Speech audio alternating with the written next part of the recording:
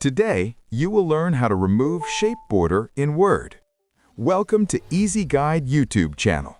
Sometimes when you insert a shape in Word, like a rectangle, circle, star, or any other shape, it automatically comes with a border around it.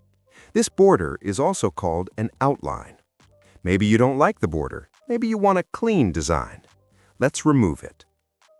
First, make sure to click on the shape whose border you want to remove.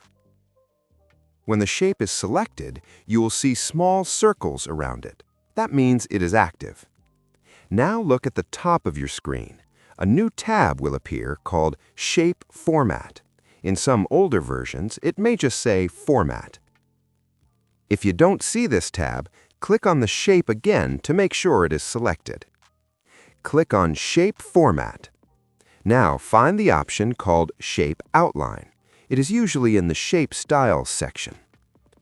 Click on the small arrow next to Shape Outline. A drop-down menu will open. You will see different colors and options. To remove the border completely, click on No Outline. And just like that, the border will disappear instantly. Now your shape has no outline and looks cleaner. If you don't want to remove the border completely, you can change the border color using Shape Outline, make the border thicker by clicking Weight, change the border style to dashed lines, add effects like glow or shadow. If your shape has no color inside and you only remove the outline, the shape may seem invisible. Don't worry.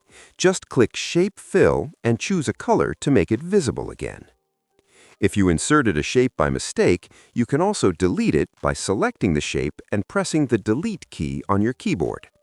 That's it. Very simple.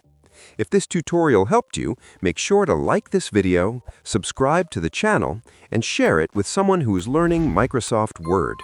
See you in the next easy tutorial.